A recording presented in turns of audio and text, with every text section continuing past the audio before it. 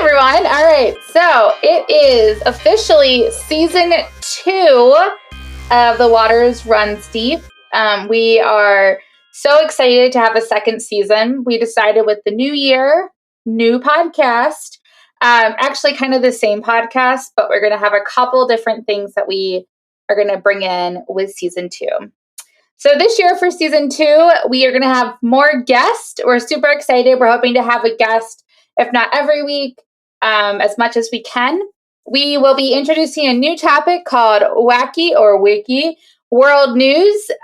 We loved our Florida Man stories, but it was getting a little tricky to find things that weren't always like Florida Man on meth, Florida Man on bath salts, Florida Man on meth and bath salts. You get the picture. So we thought we'd maybe expand our horizon to see what's happening in the world. And then we have some really amazing topics. Again, if you have anything you want to share with us or any topics you'd like to hear, please email us and let us know. Before we get into our podcast, I'm going to turn it over to Chris to talk about our topic for today. All right, so our topic for today is Skinwalker Ranch. I know Amanda likes to call it Skywalker Ranch, but that's definitely not the name. It is Skinwalker Ranch. A lot of fun stuff going on there. Pretty much every cryptid you can think of, whether it's Bigfoot, skinwalkers themselves, chupacabra, aliens. I mean, pretty much everything. It's got it all. So looking forward to jumping into that. As Amanda said, please reach out to us. Follow us on Instagram. It's TWRD_podcast. And also give us a like, share, and a review on your podcast platform of choice. It really helps that a lot. We're trying to build a little community here and keep it going, keep it growing. So little goes a long way. So help us out. All right. Well, before we get started, I would like to introduce today's guest. It is another Waters. Our wonderful cousin Daniel has joined us to talk about Skinwalker Ranch. When I invited Daniel, I said, "Do you know what Skinwalker Ranch was?" And Daniel said, "I do not." And I said, "Great, me either. I want to come talk about it at the podcast." So Daniel, welcome. We're so happy you're here. If you want to give a little hello or whatever to our lovely listeners, please do. Hey, thanks for having me. I'm looking forward to the topic and can't wait to hear what it's all about. Yeah. Fun fact, Daniel is David's brother. So if you hear similarities or similar stories, it's because they grew up together. My favorite story is the story of the waterbed mattress. But we might have to have David on to rebut his side before we tell that story. So just know it's all his fault. I mean, I was the innocent younger brother. That's all you need to know. Fair enough. All right. Well, today on Wacky World News, I read about 3 articles in a row this past week that had to deal with drug animals. Now, I don't mean animals on drugs, although I think that's also really fun. I mean animals who are like smuggling drugs places. And so I thought we could talk a little bit about that. So the first one that I read this week was about a pigeon caught smuggling crystal meth into a Canadian prison. Oh, I'm sorry. I need to add another part. The pigeon was wearing a little backpack that had the meth inside. So this is going on a lot. This is a common thing. I've heard this recently. I think the similar thing happened in Mexico, unless I'm thinking of the same story. Apparently, before you jump into this one, because I don't know as much as you do about this incident, but one I heard is a guy in Texas or Oklahoma or some one of those countries, states, was training pigeons or some kind of bird. I'm assuming it was pigeons. And he was selling them. And apparently he sold them to a couple of guys from Mexico. And they decided to use these trained like carrier pigeons to fly drugs over the border. And instead of flying to where they were supposed to go, they flew back to the trainer's house. So it showed up to his house, of course, with a bundle of drugs of some sort. And of course, the police notified the authorities and rest is history. But I thought that was pretty fascinating. Yeah, I agree. it makes me think of, there is another podcast that I love to listen to called Small Town Murders. If you haven't listened to them, highly recommend it. And my favorite episode takes place in Florida, in McIntosh, Florida. Do you know where that is, Daniel? Not off the top of my head, but there's a few Macintosh roads over here. So it's in Polk County, and I want to say it's kind of by what's the city that's like above Lakeland? Anyways, regardless. Winter Haven? Yes, it's by Winter Haven. Anyways, so I think that's where it is. So in the story, they were talking about one of the criminals or the murderers had this history of being raised by a family who trained birds to deliver drugs. So it's like a thing. And they were referring to her as Meth Falcon, which made me laugh because I can imagine a falcon carrying meth in its little hoof thing, But apparently it's a thing to like teach birds to deliver drugs, which to me is kind of clever. It is, but you think with the technology that they would go with drones or something like that, but I guess drones are more obvious, I guess. Exactly, because like I'm not looking out my window if I see a drone, I am, but if I see a bird, I'm like, oh, that's a pretty bird. I'm not like, hey, what's going on there? I mean, there was like a woodpecker outside my window this morning, and I was like, that's what a woodpecker looks like. Not what I thought a woodpecker looks like, by the way. But like that was fun. Version. It does not. I was really sad. Well, it's actually super tiny and cute. What did you envision a woodpecker to look like? Like the cartoon version. What's that cartoon? Woody the Woodpecker. Like, what did he look like? Well, I mean, there's a resemblance there. I mean, he's not completely Woody the Woodpecker, but there is a resemblance. Doesn't have the cute eyes like Woody the Woodpecker did, but he does. He also don't have red hair. Like the red, that's not what a woodpecker looks like. There's they have red a fluff. on them, though. Yeah, they have a fluff. There's red on them. Well, my woodpecker didn't. He was all blue and white. Well, he must have shaved his mohawk Must have been the Colorado one. Yeah. Yeah. Oh, good point. So you're telling me that if you saw a bird with a backpack, you wouldn't be the slightest bit intrigued? Like, why does that bird have a backpack? First of all, I'm telling you that what I saw this morning was a great spotted woodpecker. I just Googled it. And secondly, I'd say, I don't know. I probably would myself say, that's a cute backpack on that bird. I wish I had a bird who had a cute backpack. I would say JanSport's really diversifying. Where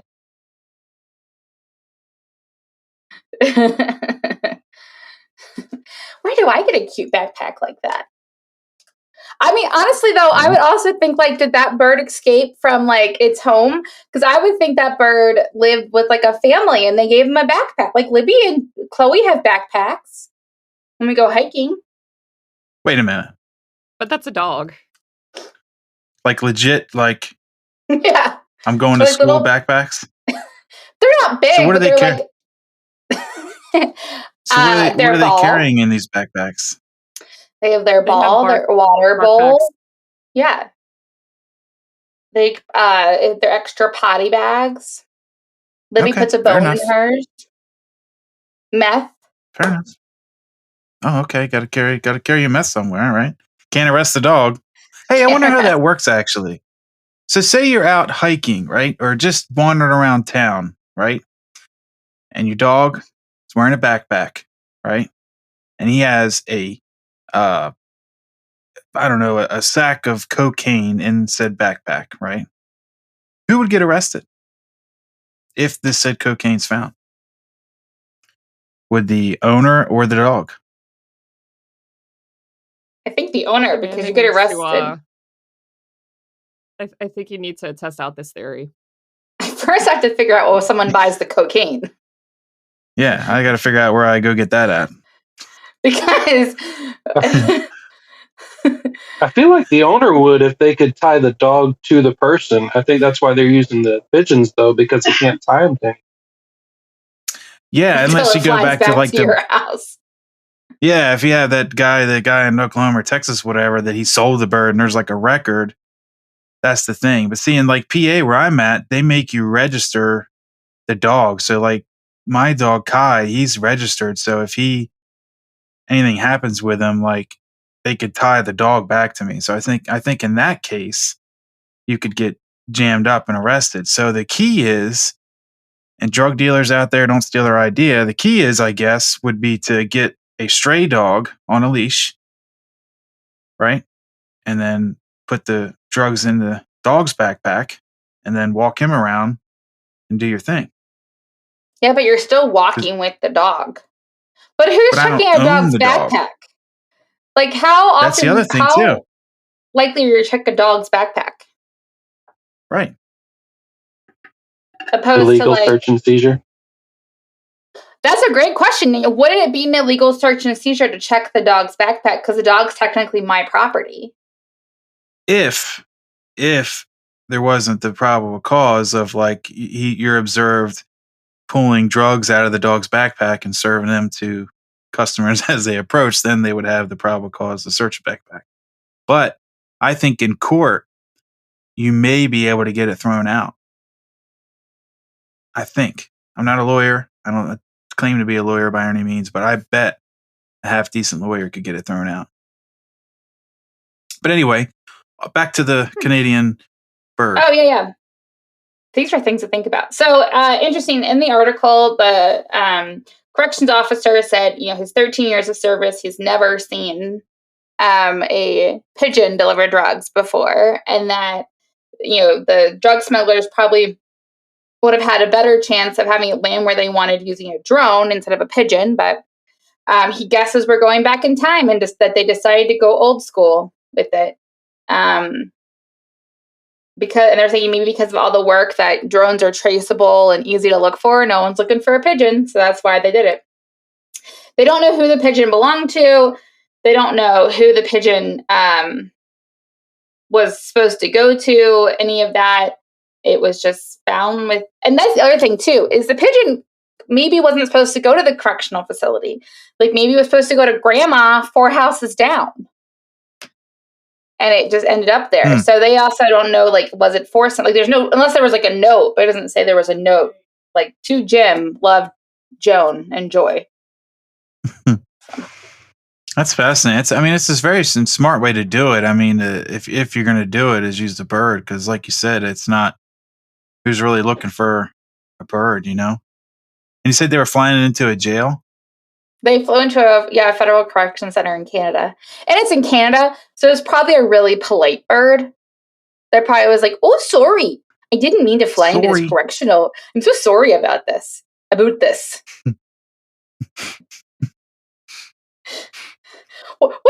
a day to fly into a correctional facility, eh? What a day. This is not how I had it planned. So Irish. My Canada, I think everything leads to Irish. Canadian Irish. I mean, they're not far off. They're both under the Queen. So, about that. Rather were under the Queen. I think the Queen's under us now. Yeah. Her and her lizard people. Your aunt is listening to Harry's book. She doesn't know what headphones are, so she listens to it while she walks around the house. And so I get little snippets, and I'm like, what are they talking about? When will they get to the lizard people? I haven't yet. Oh, I'm sure it's coming.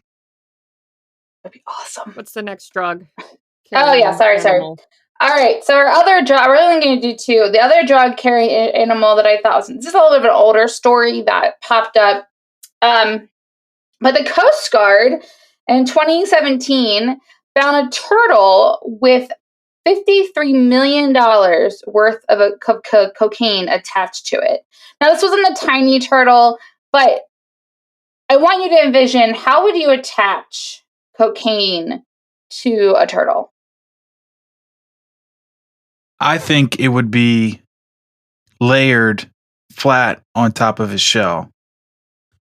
That way it wouldn't impede his travel and anything else. He wouldn't attempt to drag it on anything to get it off or anything like that. They probably just hooked it on his shell, top of his shell somehow. That's what I would do.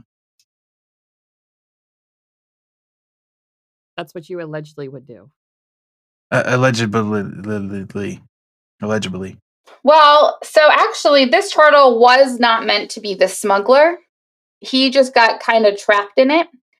So somehow this giant sea turtle had to be rescued by the Coast Guard because he came entangled in a rope that was attached to packages filled with $1 million of cocaine. The turtle tried to escape about 26 bales of cocaine.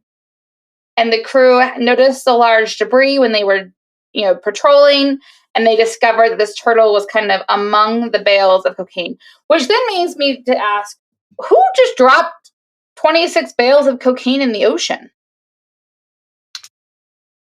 If it was sealed, they could have been dropping it with like a buoy on it, so whoever could come pick it up, maybe. I don't know. So they were saying that the poor turtle suffered from significant shafting and its necks and its flippers. I've been there, buddy. I get that. Hot day, dress, big thighs. Hydrocortisone City. Hydrocortisone City, yep. And the team carefully had to cut the lines around it to free it. It took, when the crew returned, 1,800 pounds of cocaine had reached the shores when they weighed it. They do not know why it was intentionally attached to the sea creature or if it wasn't. They do suspect that the smugglers probably left the cocaine in a hurry. They maybe thought they smelled something coming and were like, oh no, we gotta get rid of it. So they just dumped it, which I can't imagine having to pay the cartel how much you dropped. Like, right. I don't know. That's a lot. Maybe Yeah. I feel like Chris's background is a lot more plausible, having it on a buoy for someone to pick up. Yeah. They probably got spooked by something and left it there. Dan, what were you saying? I think it was a setup. I think they were trying to frame the turtle. Yes. Yeah, just like the turtle go to jail. Get him blamed for it. Or what if the turtle is the leader? Like, what if the turtle was like, look, y'all, I'm your leader. They won't believe me. I'm just a silly turtle. Attach it to me. Yeah. And now he's living a good life in an aquarium in Key West. With hydrocortisone. Didn't you guys already do a topic on animals as leaders? We did animal spies. And spies. Oh, Animal spies. Close. Not animal drug cartel leaders. That could be another episode, though. There's a band called Animals as Leaders. What the fuck was that? Now I can hear you. Sorry. I have to set an alarm on my phone to remind me to eat because I forget to eat. That's what it was. Yeah, sorry. That's what it was. Anyways, on to the topic. And that ends our World Wacky News. All right. It's that time for Skinwalker Ranch.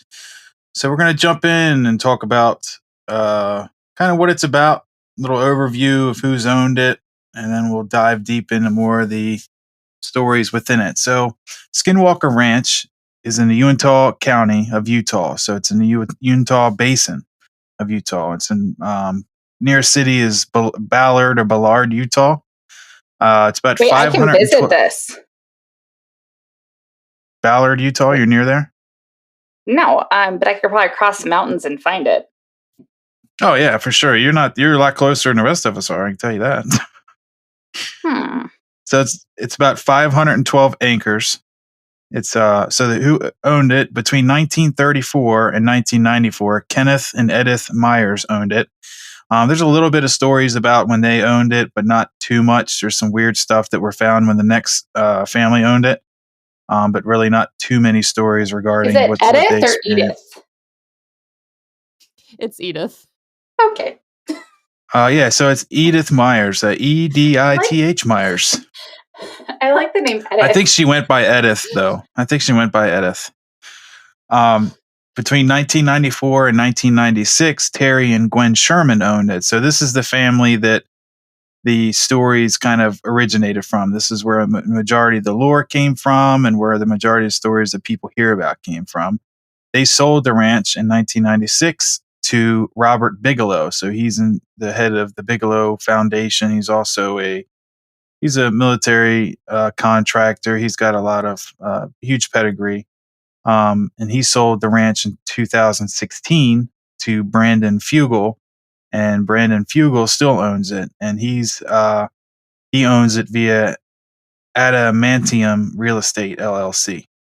All right, so Skinwalker Ranch, also known as Sherman Ranch, from the couple that owned it in 1994 to 96, Terry and Gwen Sherman, is a property. It's about 512 acres, located southwest of Ballard, Utah, which you already mentioned. It's reputed to be the site of paranormal and UFO-related activities. Its name is taken from Skinwalker of Navajo legend concerning vengeful shamans. So a little background. UFO reports in the Uinath Basin were publicized in the 1970s. Claims about the ranch first appeared in 1996 in Salt Lake City, Utah, Deseret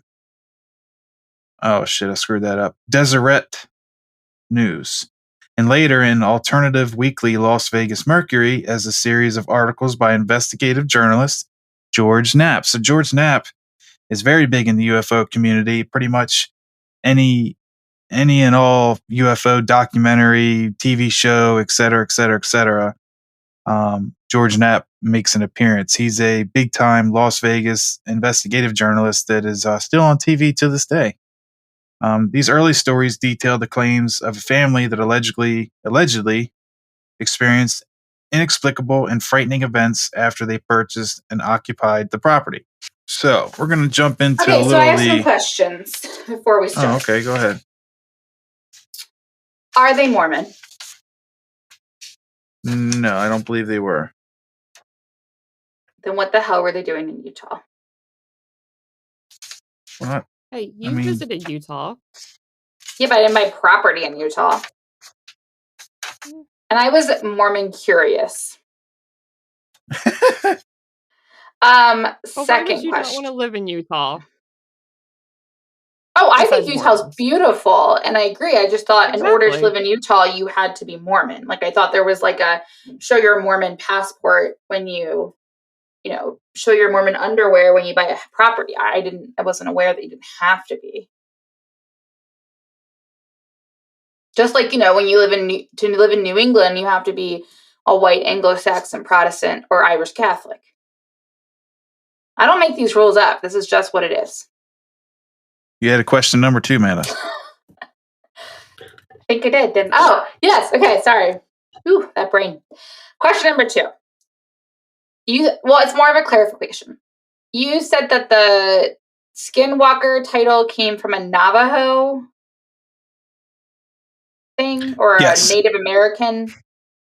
Yes, okay. Correct on both. So, the Uinta Valley Reservation was created for the Ute in October 1861 by executive order of President Abraham Lincoln.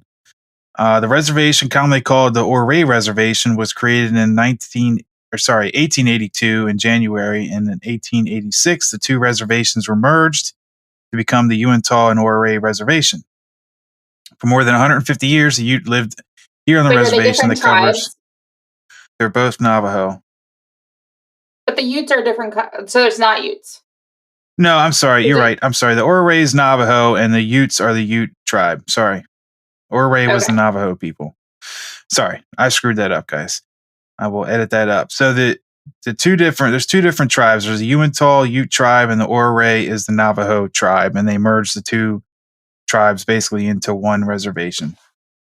The Indians have long said that the boarding ranch, which is Skinwalker Ranch, is on the path of the Skinwalker, and for that reason, it has long been forbidden to go near the property. The Skinwalker is malevolent, shape-shifting witch of a Navajo people, which the Ute people take very seriously. So, according to reports, skinwalkers have been seen in the area by Ute numerous times. The witches have been spied near the ranch on the road of Fort. The witches have been spied near the ranch and on various areas of the reservation. One account described them as looking like humans with dog heads, smoking cigarettes. Another described them as large, black, hairy humanoid figures that were very fast. They also described as having unusually large coal red eyes. Others have said they have seen and taken pictures of very large tracks, which skinwalkers are said to have. So these are witches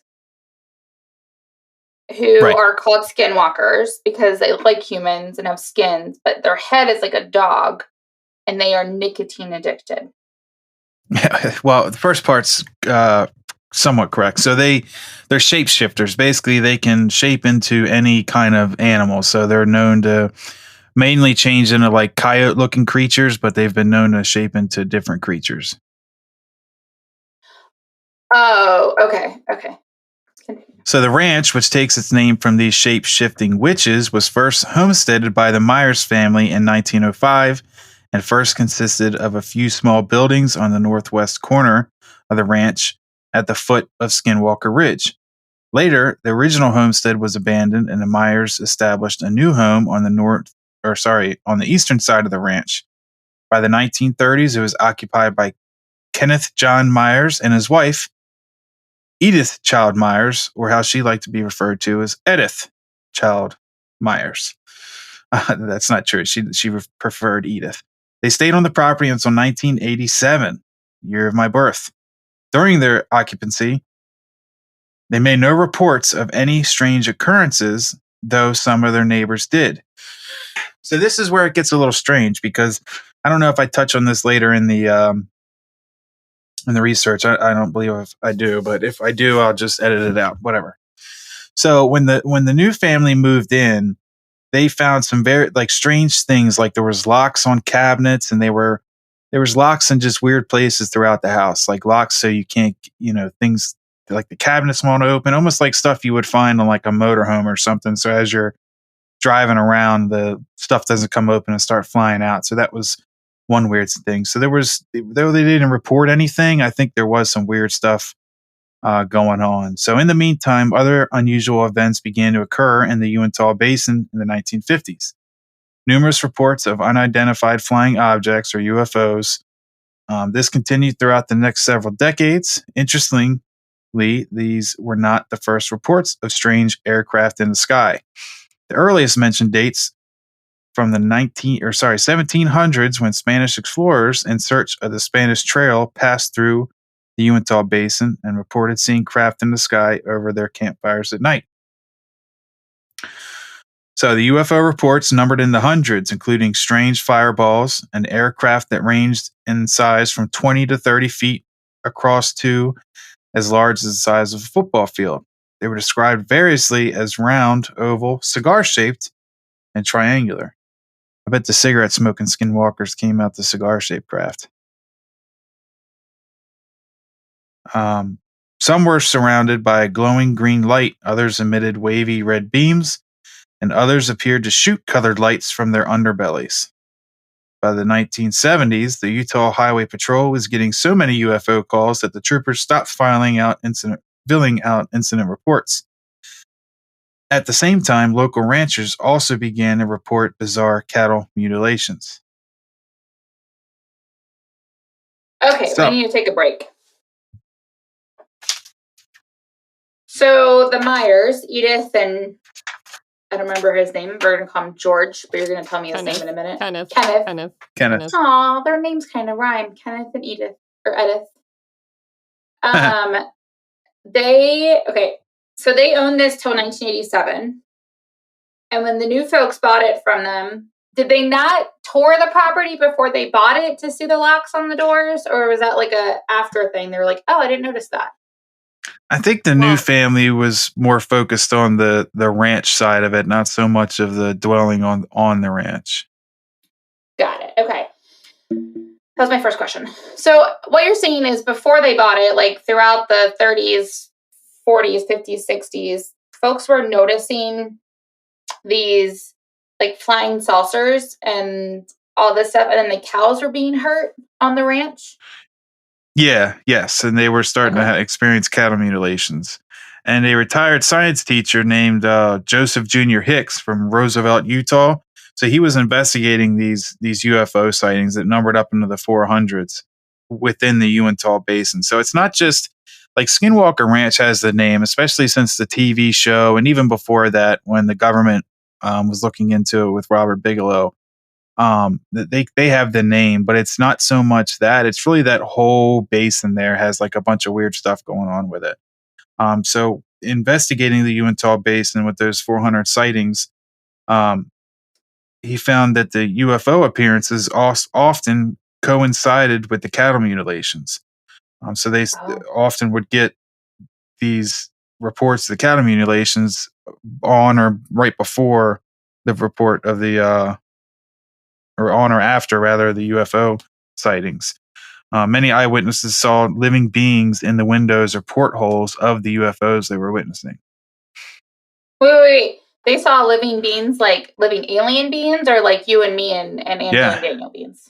Well, they didn't describe them really. They just said there was beings, so they saw humanoid figures inside the crafts. And did they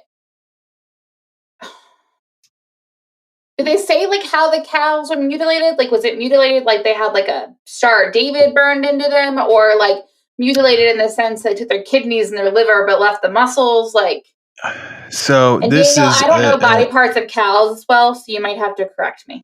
You're good so far. It just throws me off that this family seems like they were okay with what was going on. That's the only thing that's you I'm ain't seen stuck on. nothing yet. The next family is more so like, oh, whatever. So the mutilations is a topic on its own, like 100%. And the one who's like the leader, and I would never get her on the show because she's on Ancient Aliens, and she's a really good investigative journalist. I would really love to have a conversation with her, and maybe if we get our listeners to give us some likes and follows and shares and get our name out there more, we may be able to get her to come on our lovely show that we have. But her name's Linda Moulton Howe, and she is fantastic. Has a bunch of documentaries and stuff, but she's like led the charge for the cattle mutilation phenomenon. But basically, what would be happening is they'd find a carcass of a cow or a calf in the middle of a field. The other calves are staying away from it, of course, but there wouldn't be a speck of blood on the ground whatsoever, and there would not be any blood left within the cow. They would have their sex organs removed a lot of times with no visible like scalpel or knife marks. They would have their eyes removed, their tongue removed with same thing, no visible scalpel marks or animal peckings or anything like that. It is a really fascinating topic and something to look into. Um, yeah, and that's just a tip of the iceberg. There's a ton more behind cattle mutilations, but the pictures are impressive. If you were to look some of the pictures that they have as some of these animals that were apparently mutilated by UFOs, it is incredible because it's like laser-like precision they report. There's So no blood. It's incredible. you're saying they were drained, they were operated Basically, on, and there was no evidence whatsoever. correct. These are like 100 to 1,000-pound animals. I mean, Yeah. You have to search it. Just search like cattle mutilated or UFOs, cow mutilation, something with those words in the search header, and you'll be surprised of the pictures that come up. And that's one of the biggest thing is the removal of the sex organs, the drain of blood with no visible blood on the ground anywhere, and then like no drag marks like where it was done somewhere else and then it was dragged away.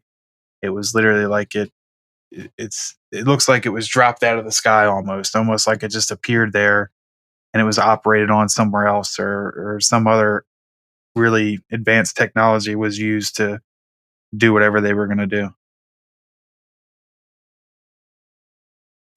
I don't know much about anything, but like when I cut into like a steak that's not done yet, there's blood. Even a steak that I've cooked because I like my steak really rare. There's blood everywhere. Like even if I cut my finger, like just the first layer, there's blood. Like how magic. Yeah. I mean, there's only a few answers to that. I mean, it's especially the blood thing's the biggest thing, but even the removal of organs and everything like that with no visible trace. Man, this isn't like some farmers out there looking at it. Like, these are veterinarians that operate on animals, or people who are butchers that butcher animals that are looking at this and saying, yeah, this is not what it would look like if I were to do this, you know? So it's not some hillbilly out there getting weird with cows, you know, it's like something serious going on. So, but yeah, after the Myers vacated the ranch in the year of my birth, 1987, it stood empty for 7 years before it was purchased by good old Terry and Gwen Sherman in 1994. The couple moved in with their 2 children and livestock. They were surprised to find that the previous owners had placed deadbolts on all the doors and windows, including those inside the house. Some of these had deadbolts on both the inside and the outside of the house. Even the kitchen cabinets had deadbolts on them as well. And at both ends of the house, iron stakes and heavy chains had been installed, which Sherman guessed were used by the previous tenants for large animals or guard dogs.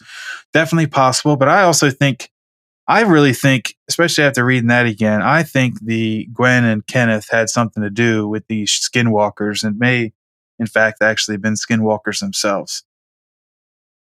You know, That, or it sounds like they made a deal. Yeah, yeah, that they didn't really get bothered by him because they were in cahoots. So, all right, this is the Utah wolf. So, the very day they took possession, the family spotted a large coyote or wolf in one of their pastures, which soon approached, making its way to the livestock pen. It then grabbed the calf by the nose, trying to drag it through the corral bars. Terry Sherman and his father began to beat the animal to make it release the calf, but were unsuccessful. When that failed, Sherman shot the animal with the .357 Magnum at point blank range, but still, the wolf held on to the calf. After another shot, it released the calf and just stood there calmly at the men. After a few more shots, the animal trotted off. Amazingly, there was no blood or sign of injury in the animal. The men then followed the tracks of the animal for about a mile before they suddenly ended, as if it simply vanished. This was just a first foreshadowing of the events that would follow. A few weeks later, when Gwen Sherman was in her car, encountered a wolf that was so large its back was parallel with the top of her window. The large wolf was accompanied by a dog-like animal that she could not identify. So I think these two were definitely encounters with a skinwalker. You think if they're witchly in origin, that they may have special witchly powers to keep them from being shot or harmed by, you know, tangible physical things in our world. Yeah, I wonder if it's like a familiar, like if one of them is like a familiar of the skinwalker or something. And that's why it's able to change into that, because that's its familiar. It could be something like that. Yeah. I cannot imagine a wolf that big. Like, that sounds like a dire wolf, like the ones from Game of Thrones or whatever. Also, how long did they own this ranch? The Myers? Like 30 years. But this is like week 2 into owning it. They saw these wolves. Oh, no, I'm sorry. The Shermans? Yeah, the Shermans. Sherman's only owned it for about 2 years. All right, that makes sense. This then. is I feel like this the first day, and a few weeks later is when she had the one outside her car. But the first day is when they were having the encounter. And see, I've heard other stories too, so I don't know how completely accurate this first story is. But I heard the first encounter, instead of having the shooting with the animal, they encountered it and were able to like pet it, and it was nice. Right. And it didn't bother anybody. It didn't try to attack anybody or the animals. And then the second encounter, which wasn't long after that, is when the shooting, and it tried to eat the calf by the nose and all that stuff. So I didn't put that in kind of intentionally, because I was like, well, I've seen this in every place, but I've heard that piece of it as well. Is that the first encounter, it was kind of like a good encounter, you know? So over the next 2 years, the Shermans, as well as their neighbors, reported seeing several strange animals in the area. These included exotic, multicolored birds not native to the region, tall, dark beasts that resembled a Bigfoot or Sasquatch. On one occasion, the Shermans saw a strange hyena-like creature attacking one of their horses, which they described as low to the ground, heavy-muscled, weighing perhaps 200 pounds, with curly red hair and a bushy tail. As Mr. Sherman approached the animal, it vanished before his eyes. Afterward, they checked the horse and found numerous claw marks on its legs. A few months later, a neighbor reported seeing a similar beast running across their property. The Shermans, like their neighbors, also saw strange lights and flying objects, including more than a dozen on one evening. On many of the occasions that they spied these UFOs, they also experienced the death or disappearance of 7 of their best cows. 4 disappeared without a trace, and 3 more were found dead and partially mutilated. So pastures would light up at night. So one of the dead cows had a peculiar hole in the center of its left eyeball, but was otherwise untouched. Another was found with a similar hole in its left eye, and a 6-inch hole about an inch deep had been carved out of its rectum. The last cow to be killed and mutilated had been seen alive by the Sherman's son just 5 minutes earlier. It had a 6-inch wide, 18-inch deep hole cored out of its rectum that extended into the body cavity. In all 3 cases, there was no trace of blood found, a chemical odor was apparent, and no evidence of predators, footprints, or tire tracks. So they were like probing these cows. Do you think they thought the cows were animals? Or well, they are animals, but the cows were humans? I think about it this way. I think about if we were going to a foreign or a distant planet, right? If the Earth wasn't flat and we were traveling through the solar system like we do, like they say they do, I think the first thing we would do is observe from afar, how they've been doing for quite some time, aliens I'm talking about. And I think at one point we'd observe like what their food source is, right?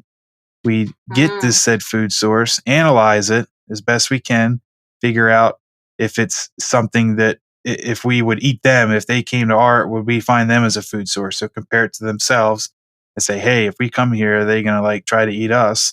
Or figure out if they're trying to find an alternative for us instead of eating cows for something else. Just explore our food source. So maybe that's what they're doing. And also, they also say is we are very, very similar to cows. I think we're only like a few DNA or chromosomes. I don't know. I know our DNAs or something's pretty close to cows, so it could be the first step to, experimenting on us. I'd hate to tell them that's the wrong rump roast they're looking for. Yeah, they may need to abduct somebody that knows what they're doing. Maybe they need to. Maybe they're just cutting it up and chewing on it like bubblegum or something. I don't know if I'd pick that in though. I mean, come on. Yeah, it's not my first choice there, cut of cow. So of the cattle that disappeared, one seemed to have been magically lifted from the snow. Its hoof prints led to a field and then just simply stopped. The ground was littered with broken twigs and branches, and the tops of the trees appeared to have been cut off. Other strange events were also happening during these years.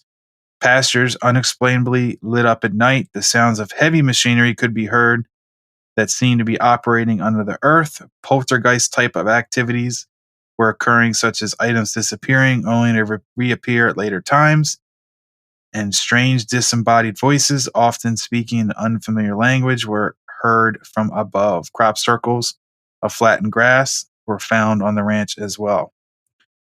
So here's a quote from Terry Sherman himself. For a long time, we wondered what we were seeing, if it was something to do with a top secret project. I don't really want to think about it. So that's a quote from Terry Sherman. So the final straw occurred one evening in May 1996 when Sherman was outside with 3 of his dogs. He noticed a blue orb darting around the field near the ranch house. He urged his dog to go after it. The dogs chased and barked at the orb as they followed into the thick brush. Sherman heard them make 3 terrible yelps, and when he called for them, they didn't respond. The next morning, when he went to look for the dogs, he found only 3 round, greasy lumps with what appeared to be a scorched spot.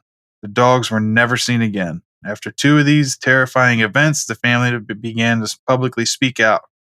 The first claims about the strange claims, lovely typing there, about unusual events at the ranch first appeared in Salt Lake City as the Deseret News, as I spoke about before, and then also the Las Vegas Mercury with George Knapp. So George Knapp also is a co-author with Colm Keller, subsequently authored a book in which they detail the earlier investigations into alleged UFO sightings in the Uintah County region. The vanishing and mutilated cattle, large animals, and piercing red eyes that were not injured when struck by bullets, invisible objects emitting destructive magnetic fields, crop circles, Bigfoot-like creatures, and poltergeist activities. So there's also a story, and I had trouble finding it, but I know I've heard it. So I'm going to go off the top of my head at what I remember from it. So there was another story that I've heard. Like I said, I don't remember where I heard it at, with the Shermans. So they would here and there have people like come want to stay on their property for a period of time, right? So they would allow them to stay, and they allowed this guy to come stay on the property. He was kind of like he described him as like a hippie type from California. He wanted to come stay on the land. The guy was saying that it's got special powers, blah blah blah. And so they let the guy come stay on the land. In the middle of the night, they went to check on the guy, and the guy was like, he was there, and there appeared to be like, because the guy was driving like an old school like VW van, and it was like a Winnebago type thing parked next to the guy. And there's like, well, how did that get there? We didn't let anybody else on the ranch. So when they went to check it out, they watched 2 beings step onto the Winnebago looking thing, and it started to drive off, and it got way almost out of their sight, and it lifted up and took off into the air. So I know I've heard that story, and I may have butchered it a little bit. So if there's anybody who wants to fact check that, it's something to do with that. I may have combined 2 stories there as I was saying, and I was like, you know what? These might be 2 separate stories that I'm combining. But I know 2 of those things happen. And they questioned the guy, and the guy seemed a little confused about what they were talking about. So that's what made me think that maybe I'm confusing these 2 stories. So we'll have our lovely fact checker look into that and see if she can iron that one out for us. Plug it in at the end. So, I mean, I get, like, that's weird. I love that I hate saying the word aliens. I want to call them like extraterrestrials or like other beings in the galaxy. ETs. These ETs were like, you know what, the humans, this won't weird them out. We'll just show up like a VW bug. Or like, we'll just be a Winnebago. And they'll just think that they're high again on acid, and it will be great. Like, that just shows you the intelligence level to like comfort us of like, well, that's weird. I didn't know that the neighbors had a yellow Volkswagen van. All right, well, you do you. And on we go. Yeah. I mean, hey, whatever gets us to comfort. It just really showed that they care. I think that's important, that we're not really highlighting how much they care. They left us the good parts of the cow to eat. They made sure we were comfortable with the vehicle they chose. Now, what do you think they would have chosen nowadays? Like, obviously, I don't think it'd be like a Winnebago like that, but like, what kind of car do you think they would show up in? It depends on what type part of the country they're in. If they're in like California, it'd be some Tesla shit, right? If they were in like the northern United States, like towards New York City or anything like that, it'd be like a Chevy Bolt or something. If they were in Florida, Georgia, Alabama, all that, it'd be some Ford pickup truck. If it was same with Texas, they'd probably do a Chevy pickup truck or something. Just depends. Depends on what part of the U.S. they're in and what type of comfort vehicle I think they would use. In Colorado, we would support the Subaru. Yes, that's a good one. Yes. Yeah. Yeah. So I have questions. Well, as we all do. They lived there for 2 years, right? Yes. Barry and Gwen? Yes. If I were them, and I would have had 2 freak encounters of some sort within the first week, I would be questioning my life at that point. They did, and it was kind of one of those things, like it was their last chance of hope. They bought the ranch as like their forever home. They could just live off the land and kind of support themselves that way. And they kind of sunk everything they had into the ranch. So it was So more they or were less committed like, regardless. yeah, were like, they had to ride it out. This was a really good deal. I don't know why this ranch is so cheap. I mean, I don't understand. I guess they must be really wanting to like get out of this. It's a good deal. When really what they didn't see on the listing was this deal comes with aliens, witches, and more. Yeah, you should have walked in the house. Yeah. I feel like there was maybe a home walkthrough or the disclosure An list. inspection. Yeah. Or like why I guess because the internet wasn't around, I guess you couldn't really easily get public records and stuff and see all the Yeah. Well, like we said, that Kenneth and Edith, they didn't really report any strange going-ons at the house. Like according to them, it was nothing. But I mean, they everyone weren't. else did. It was like normal. the neighbors did. But it was common for the area. Yeah. But I would have still been like, yeah, for sure. I would have loved it myself, but yeah, I definitely would have gave you a second thought of like, oh, maybe we should rethink this. If Uinath Basin's kind of tricky in itself,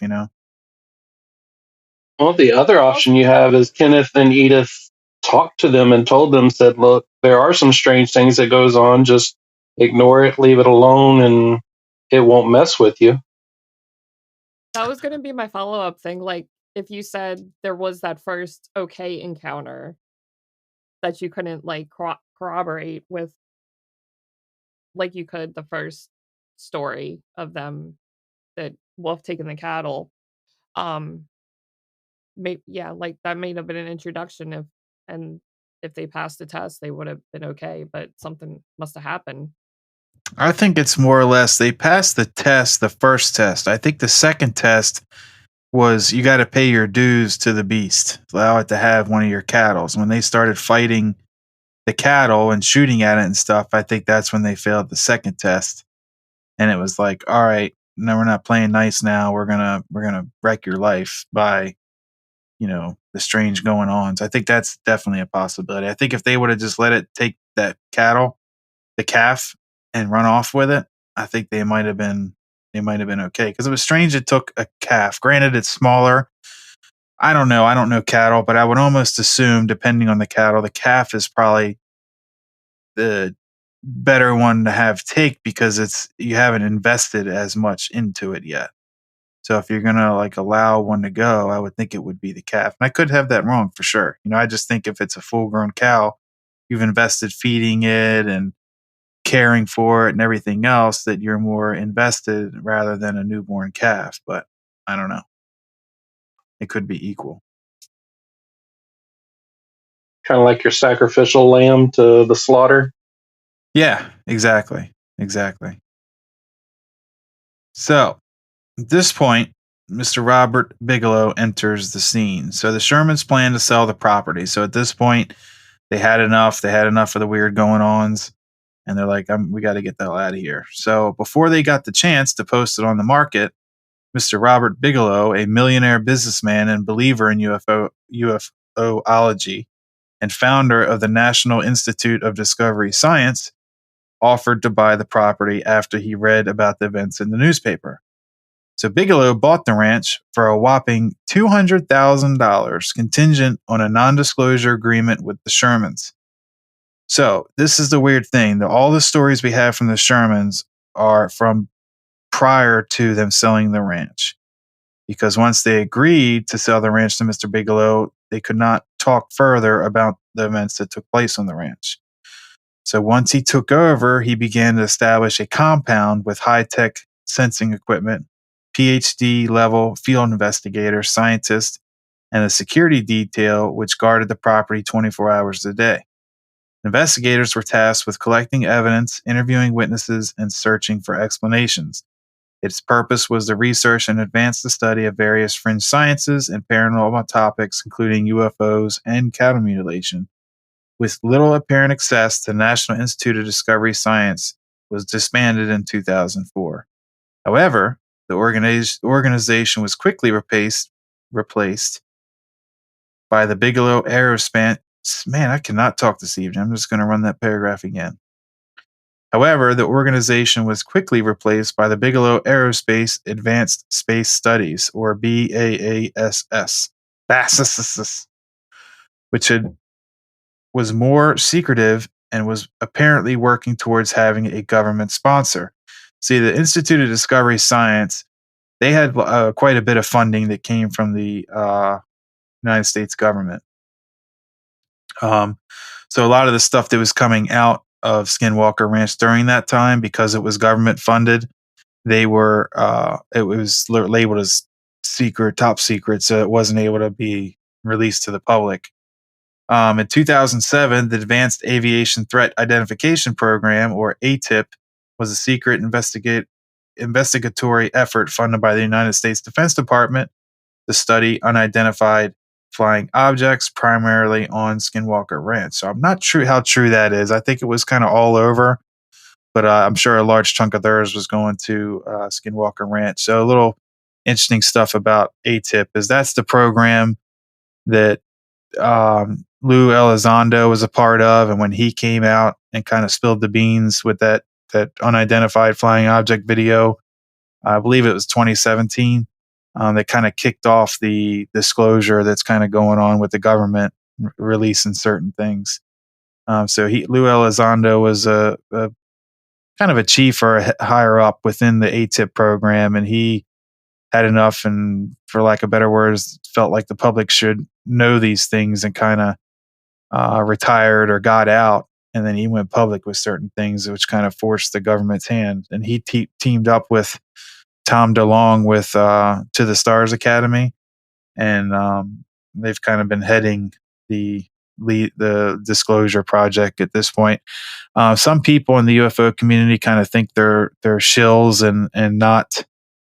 They're actually working for the government. They're not like truthers and really doing the right thing when it comes to disclosure, because they've teamed up with a lot of people that have been proven to be like, shills in the past. Like Harry Reid is a big one, and Harry Reid sent $22 million to the Robert Bigelow for a UFO study during the next several years. Investigative reports on unidentified flying objects were run by a military intelligence official, Lou Elizondo, from the Pentagon. The Shadowy program was funded at the request of Harry Reid, the Nevada Democrat, who was the Senate Majority Leader at the time, and who has long had an interest in space phenomena. He was also a longtime friend of Robert Bigelow, so you see some shit going on there. Sent $22 million your way to investigate something that nobody will be able to corroborate. So you see how that goes. The information, however, was not publicly known at the time until it was released by the New York Times in 2017. When the story broke, the Department of Defense official confirmed the government-funded program, and Senator Harry Reid admitted his complicity. So when they kind of broke the story, it kind of fell apart, and that's what jump-started this whole disclosure. And our listeners can't see my air quotes, but disclosure that we're having right now.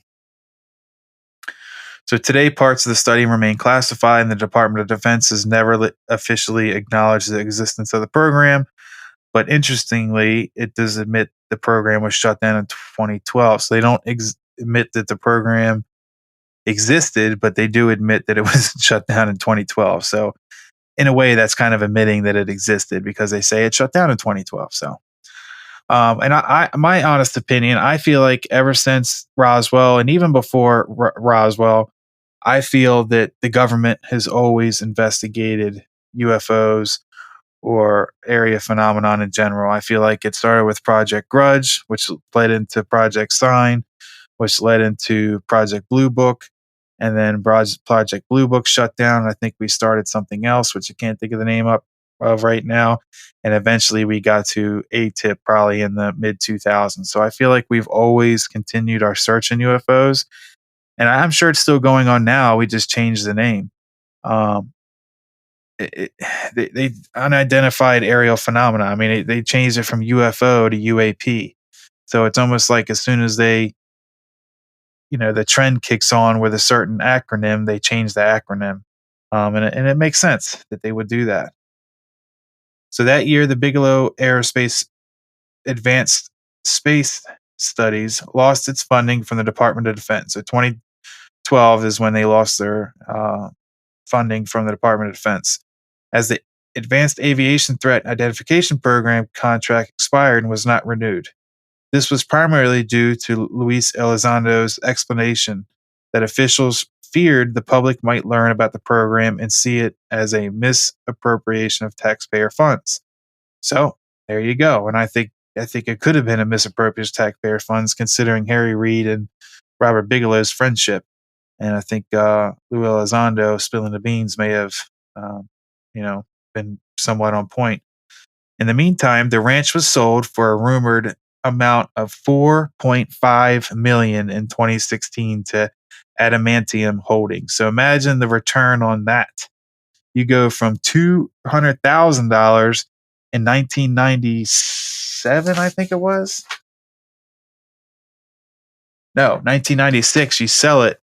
The Sherman sold it for $200,000 to Bigelow, and he turns around and sells it in 2016, 20 years later, for $4.5 million. Whew. Wow. Unbelievable. So Bigelow's company then disbanded its security team, but it was quickly replaced by the new owners. Sorry. Yeah.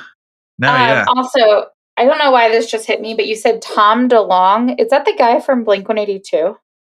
Yes, it is. The one and only. I actually thought you were going to say no, Amanda, and then Angela would be like, not everyone knows that, but it really is Tom DeLonge from Blink-182. Yes. Tom DeLonge's very huge in the UFO community. Well, I'm glad that all the money that Angela and I spent in our teen years on their merchandise went to something good. He's also in Angels and Airwaves, but a lot of people think and Boxcar Racer, right? That I don't know. Oh, okay, yeah, yes. Yes. So a lot of people think he's a government shill, though, that he's not really for the release. He's kind of more or less covering it up. I don't know where I'm at with it, but they almost feel like he's playing both sides. So I mean, haven't they heard the live version of What's My Age Again when they sang Where's My Alien Friend? Come on. Oh, I didn't know that. Oh, it's amazing. The live album. Now, I am like back in my old teenage room listening to it on my boombox. I'm going to listen to that tonight when we're done talking. Okay, I'm sorry. The same year, the Hicken Ranch Road, a Uintah County public road which bisected the Skinwalker Ranch, was illegally gated.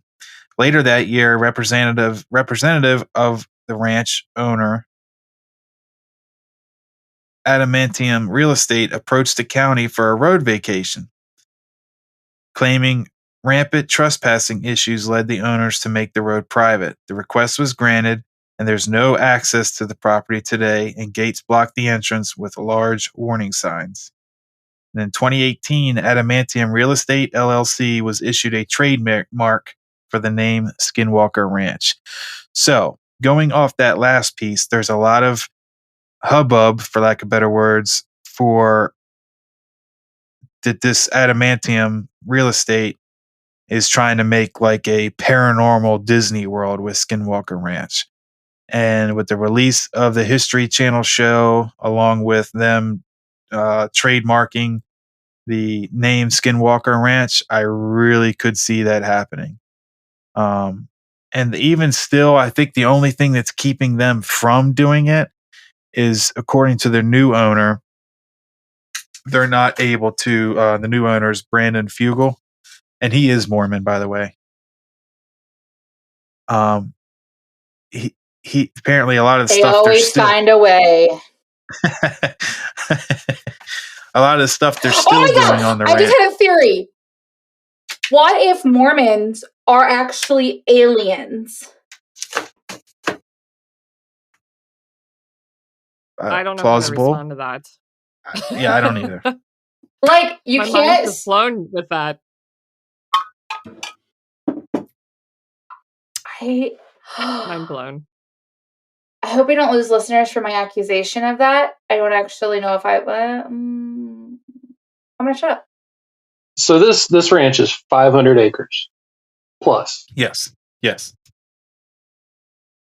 and you have all kinds of UFOs, skinwalkers, or some kind of creatures that can shapeshift. All of this going on in just this 500 acres. Yes, it's actually throughout the Uinta Basin in general, which is much larger than that, but a lot of it is centered around Skinwalker Ranch.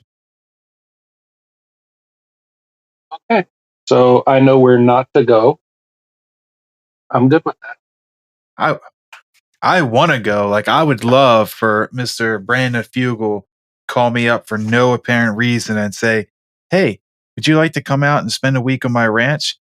I think I would faint, clean my pants up because I'm sure I shit myself, and say yes. I would love to go, Mr. Fugel. I would love to go. Can you imagine all the NDAs you'd have to sign if that happened? I've signed so many in the past 6 months that what's another couple more?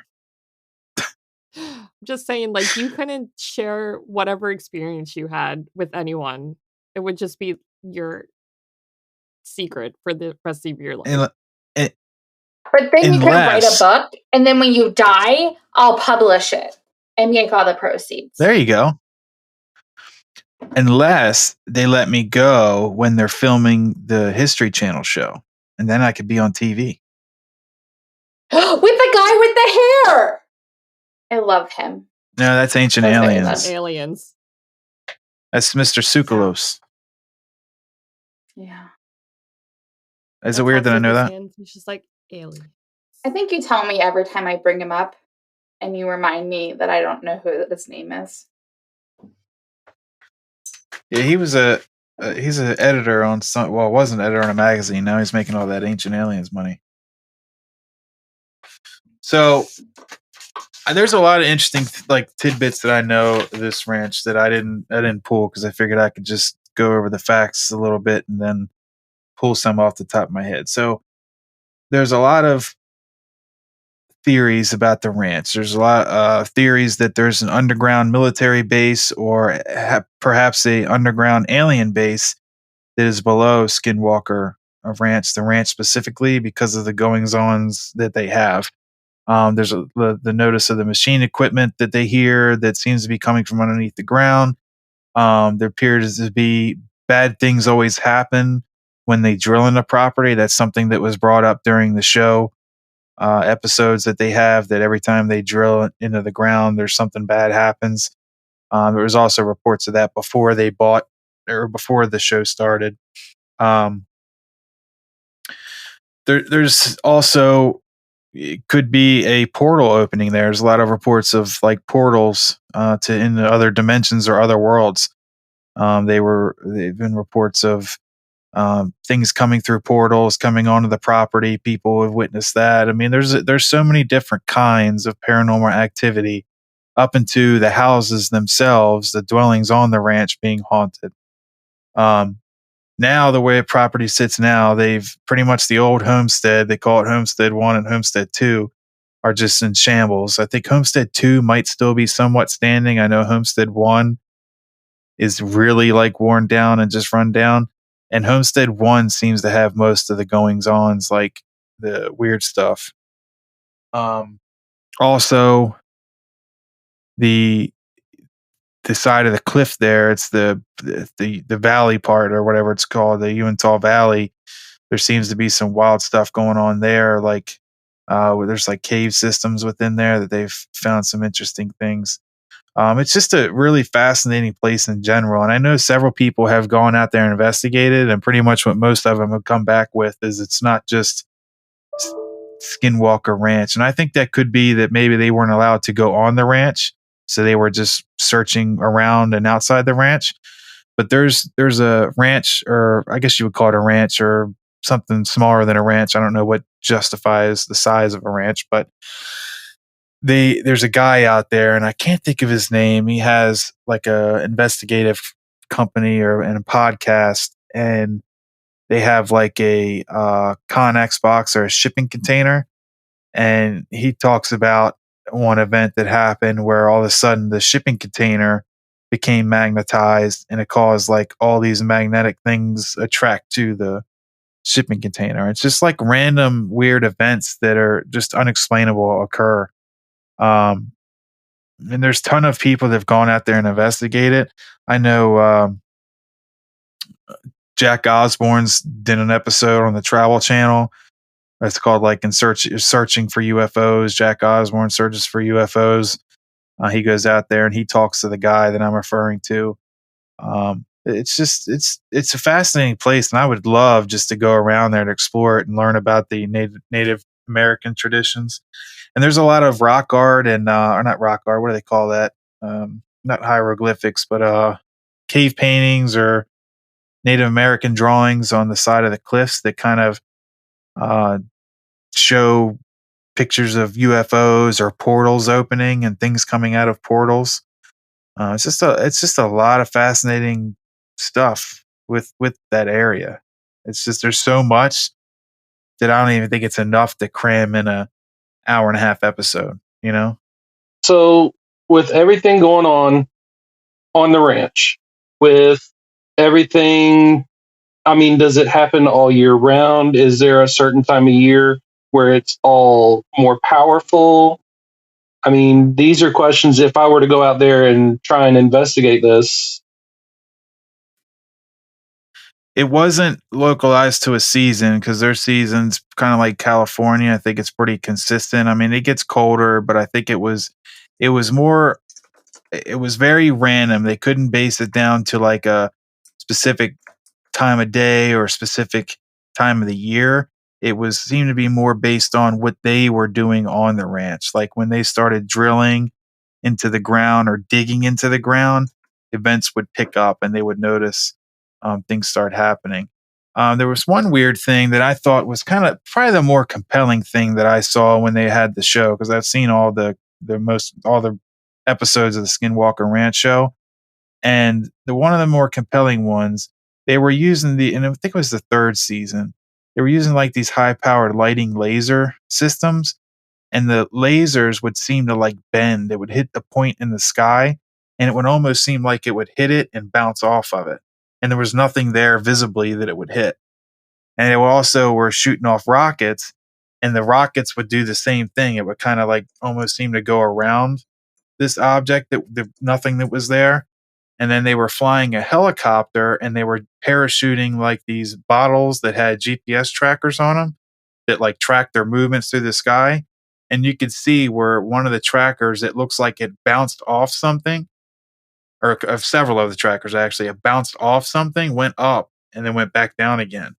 But my thing with that is that at one point they started to throw like a bunch of the trackers out at one time, and it could have been that they bounced off each other that caused that reaction. So I don't buy that one as much as the rest.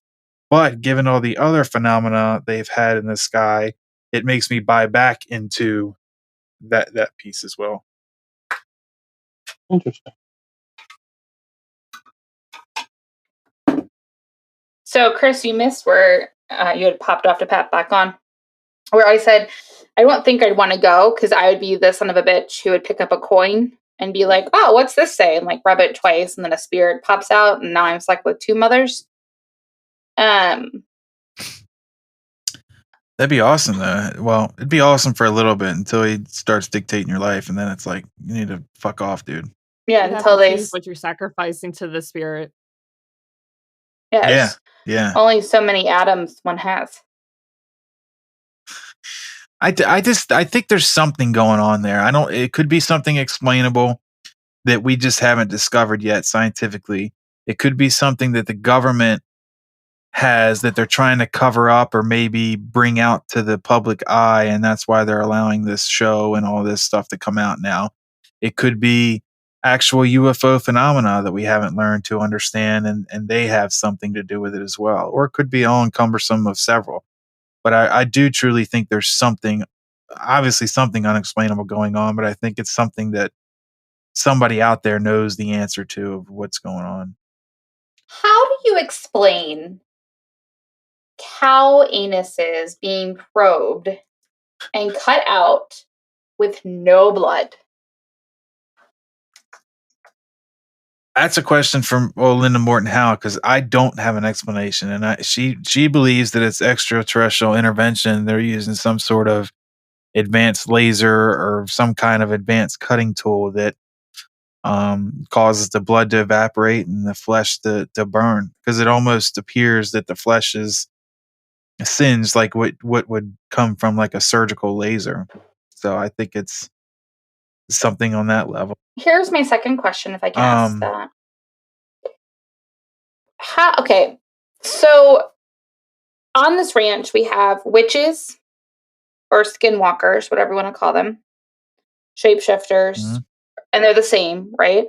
Yes, the skinwalkers are the Navajo witches that are basically, to become a skinwalker, they have to give something up to the some spirit, like something close to them, a loved one or whatever, some sort of animal, I believe, and it's some sort of ritual that they have to do to become a skinwalker. But it's very evil, sort of witchcraft. Not that that witchcraft is necessarily good. I'm sure there is good witchcraft out there, but this was apparently like really dark stuff. Yeah, there's people who practice Wicca, which is not bad, but yeah, which is Earth base, I believe. So then the other thought is that there's aliens that also come and interact in this place. Mm-hmm. But then am I missing?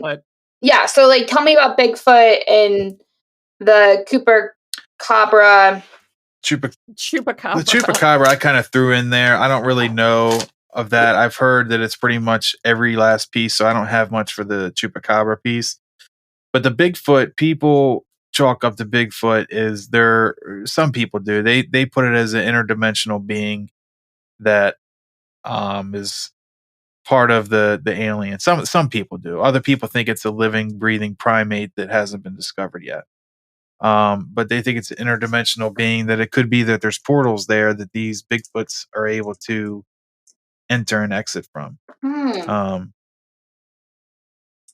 definitely think portals are a thing, because there's a lot of ancient history that shows that they also believed in the idea of portals and other worlds. So, and it goes into Tartaria and stuff that we're going to have a future episode about, of ancient technology that was lost or forgotten, the reset. Once we get to a certain point technologically, somebody hits that reset button and starts the world or simulation over.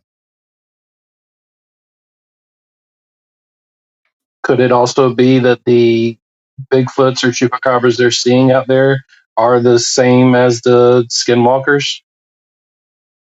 Oh, for sure. For sure. Absolutely. It could be that the shape-shifting Skinwalker changed into a Chupacabra and or a Bigfoot. I mean, a Chupacabra really is nothing more than a rabid-looking dog thing, almost like a dog man or a Skinwalker. I think they're all pretty similar in their description. I'm sure there is differences if you get deep down into it, but I think there are a lot more similarities, that it all could be the same creature, just misidentified.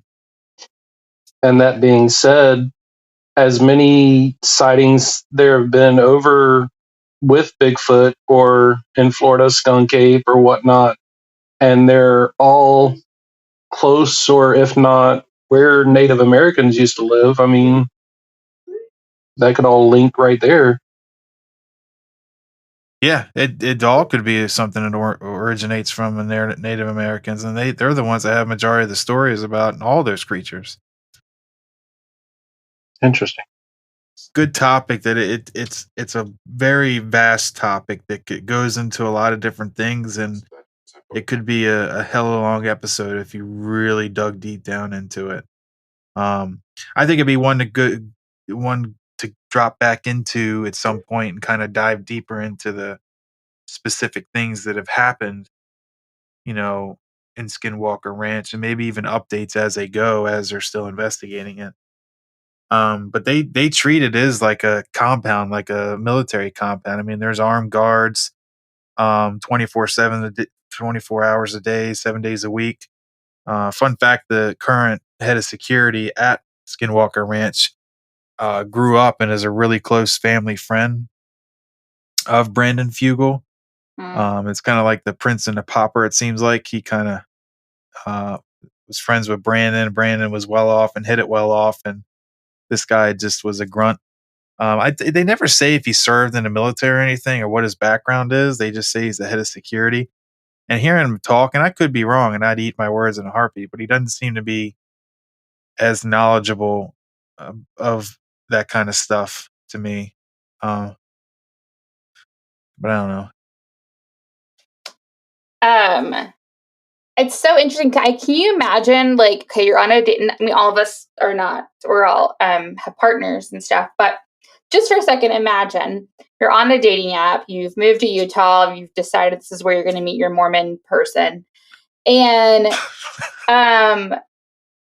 you're on a dating app, maybe you're on a friendship app, whatever, and you're like, what do you do for a living? And they're like, oh, have you ever heard of the Skinwalker Ranch? I'm the security guard person there. Like, can you even talk about your job? A couple of them. Yeah. It's not where they work's not top secret. And a couple of them guys that I've seen on that show look like they'd be top picks on Grindr. So. Oh, interesting. That brings a whole nother level of question. Road trip. No, and we don't need to go on Grindr, honey. That's for the other. It's for like same gender love. Oh, my bad. My only same gender love I have is with you. I think it's male specific. I know, that's true. I'm not. I don't know. I'm not sure. I don't know. I've never used it. The girl version would be called. Ginder? I don't know. Honestly, I think the girls missed out on the Grindr part. I believe that should have been theirs. Yeah, I think the ladies should have had the Grindr, and guys had like the Bender or something. Well, yeah. So that's interesting though. Like, I just think about that. Like, how do you come across to like it? And then I guess my other thought is like, is it a job that you like apply for, or is it a job like in Yellowstone where they pull you out of Yellowstone, the TV show, not the actual national park, where they pull you out of prison to have you be a ranch hand because they know you're okay doing shady shit. I'm sure because it's government affiliation that there has to be some sort of background going on that they couldn't use, convicts or people that have records. I'm sure of it. I don't know for sure, but I would imagine. So it's probably posted on some sort of LinkedIn or clearance jobs or something like that. That's, I would think because they're handling firearms and everything else Utah's firearm laws are pretty lax, but it's private property, but still. That's true.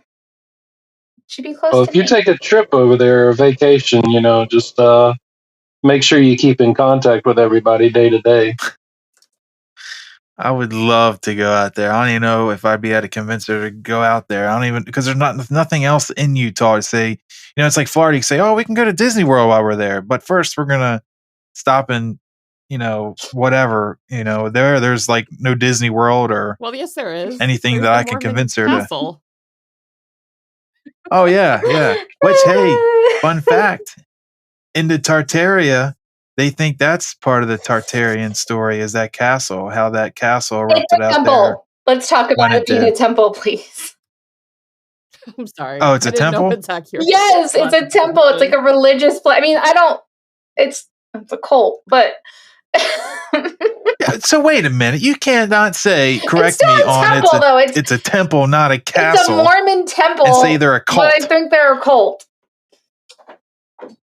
Like, you're contradicting yourself in a way. they refer to it as a temple, and so thus we should refer to it as a temple. I just think they're cool. I refer to my toilet as a throne. Do you refer to me as a king? Maybe. I don't, but Robin might. Sometimes. Yeah. You're the king of your own castle. Fair enough. Have you ever been to the Mormon temple in Utah? It's beautiful. But you can't go. Yeah, I was there last week. I don't know if you've ever been to Utah. I went with our cousin Christina when I was in college. Went skiing for spring break, and we did a tour. We did a tour of all the How'd that go? Well, let me tell you what happened. You did all the Mormon hotspots. So we did the Mormon hotspots, which was really fun. You can't fully go into the temple unless you're Mormon. You can only go into like one part, and like we couldn't go with Mike. How do they find out if you're Mormon? You got special underwear on that you wear. They know. Is there like a special handshake or something? Yeah. I'm not even kidding. That's true. And there's like special words, and like a whole different Bible. It's a cool. Anyways. Okay, fair enough. The highlight.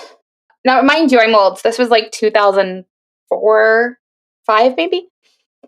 The highlight of the trip was that Christina and I did an Elizabeth Smart. Do y'all remember who Elizabeth Smart was?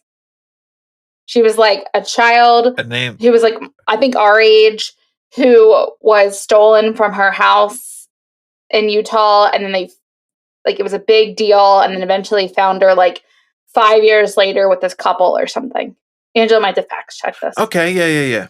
We literally did a tour where they found her house online, and they have a picture somewhere of this woman's house and the bedroom window that she was stolen from.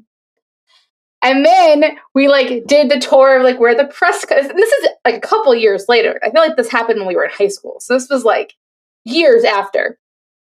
We did like a tour of like the church they went to. Yeah.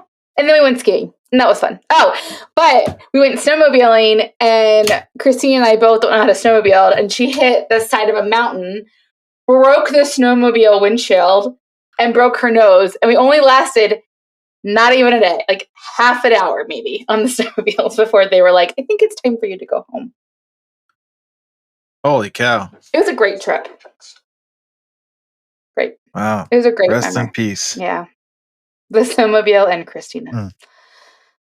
But so that's my experience of Utah, of Salt Lake City. I've only been to the Salt Lake City airport, and it was a beautiful airport, and looking out the windows, it was beautiful. But that's it. Other than that, I haven't really been to Utah. They have at all. The mountain part, like that connects to the Rockies, like the other side from where we live. There's this beautiful park called Moab, and everyone always talks about Moab, and it's like the place to go to like hike and camp, but I think they do seer training out there in Moab. I don't know. Maybe not. I don't know. Possibly. It's beautiful. It's like red rock. It's really pretty. Huh. Apparently. I've never been. Go out there and look for some UFOs. I mean, it makes sense of why they would come there if you think about how beautiful and like there isn't as much as there is back east, There is a lot of unused land. Yeah, that's what I'm thinking. They could have bases like there's a big mountain, I think it's in California, that there's a lot of fun stories about alien bases being in this mountain. Let me see if I can find it. Is it the one from that movie where it's like do do do do, and he makes the yeah? I knew you would know it. Well, not it's Is it Devil's Mountain or something like that? Devil's Peak. No, there's Dulce, New Mexico is one. Peak, it's flat. For the Mesa. It's something mountain. I know it's something mountain, but Dulce, New Mexico apparently supposedly has one. Devil's Tower is the one in Close Encounters, Ange. Well, that's in Wyoming. Yeah, Devil's Tower is Close Encounters. It looks like tabletop. Every time, I haven't been out there in a while, but the last time we were out there and we went hiking tabletop and we were eating at the little restaurant at the hotel, just looking at it, that's exactly what the tabletop reminds me of. I love that mountain. That's fun. This is not far. Well, it's not close. This is more like in the Black Hills, but I should go visit it. I keep saying Dulce, New Mexico, but I want to say it's like Alexander Mount. Damn, I can't think of the name of it. I almost had it too. Well, Mount Rushmore is in Wyoming or in South Dakota.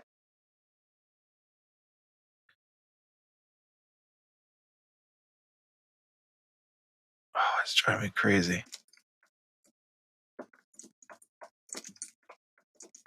So, are you talking about Mount Shasta? Yes, Mount Shasta. Or it could be Mount Adams. Well, it says Mount Shasta is the new Roswell. That's in New Mexico. It is. It's Mount Shasta. Yes, it's Mount Shasta. And there's also apparently that's coming out recently. I haven't had a chance to look into it yet. But apparently it's been coming out recently that deep in Alaska, this pyramid is making debut. Basically, it's becoming uncovered because of changing climates, and you could see this pyramid, and apparently the government's been investigating it for years, and they're about to release it soon. I've heard that on a couple podcasts. There's also a couple months ago, Joe Rogan had a podcast with this government guy. I don't know if he was a government guy, but apparently somehow connected to the government, was an insider or something. I don't know. And this guy came out that said in the next few months that the government was going to release some piece of ancient technology that'll change the way we live on Earth. So we're narrowing that deadline too. So it'll be interesting. I mean, it's okay. Let's speculate. What do you think Joe it's going to Rogan's be? podcast, but I think it's going to be 0 point energy. To be honest, I think it's going to be something 0 point energy that doesn't require a battery or fuel or anything to run. The only issue with that is that if they were to release something like that, no matter where it came from, it would totally cripple our economy because all of our money is based off of the fuel of oil. So I think that our government would fight the release of it because of that. I was thinking a cure to cancer because they've already kind of hinted at that, or like a cure to like a limitless or like a lifetime, like you can live forever or like a longer lifetime. I could see that because, but again, I think we already have it. Oh yeah. But it's still releasing it. I mean, it's still the same thing. I mean, it's there again. I think we already have 0 point energy. I just think we can't figure out a way to monetize it. And if we figured out a way to monetize it, we would just back our dollar on that rather than oil. But and we probably haven't figured a way to monetize it because if we don't, then the big insurance and big pharmacy loses money. So again, the government issue. Right, for the cancer, yeah. Yeah. I mean, the pharmaceutical industry, they find a way to make $1 and everything. I mean, I think that's an obvious huge problem. So, but I don't know. It could be a multitude of things. All right. Well, that's all I have on the Skinwalker Ranch. All right. Well, thank you, Chris, for sharing with us on Skinwalker Ranch. I'm still really confused on where Luke, Leia, and Hans fit into this, but maybe you'll get into that in another episode. Thanks, everyone, for listening. We really enjoy sharing with you. I hope you kind of like our new format and how, we're doing this. Again, we couldn't do it without our listeners. So please, please, please rate and review on your podcast place of choice. And if you have any ideas on a topic, or you want to tell us anything, or you just want to say hi, please email us at thewatersrunsdeep@gmail. I may have messed that up, so we're going to have Chris tell me what the email is. The Waters Run Deep podcast@gmail.com. Thank you. And then also thank you, Daniel, for joining us. We loved having you. We hope you'll come back and you enjoy talking with us today. Absolutely. I mean, just enjoyed it. Anytime you want me to come on, I'm more than willing to. We'd love that. Well, until next time, my family and friend, I will see you then. All right. Till next time.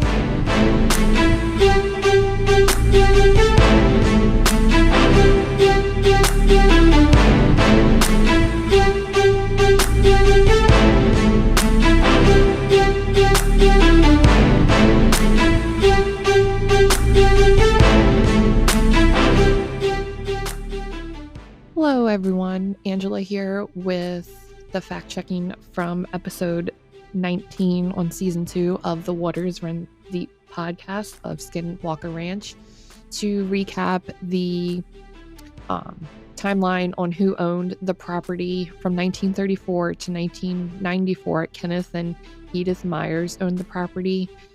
During the time that they owned it, they left in 1987. It was then purchased in 1994, and until 1996, Terry and Gwen Sherman owned the residence. 1996 to 2016, Robert Bigelow owned that, and from 2016 to present, Brandon Fugel via the Adamantium Real Estate LLC story Chris was referring to at the end of the episode regarding an individual living in a VW bus on the ranch. I was not able to find any specifics regarding that, but I was able to find the following timeline. In the spring of 1995, the Sherman started seeing strange things in the sky. While checking on their cattle, Terry and his nephew spotted what they thought was a recreational vehicle parked on the property. They approached it, figuring the driver might have mechanical trouble. As they got closer, it moved silently away from them. They moved closer, it moved further away.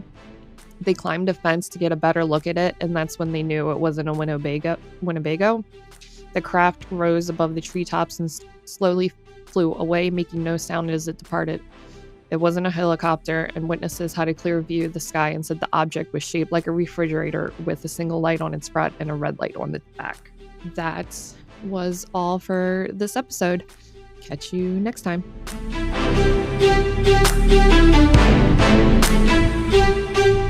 Thank you.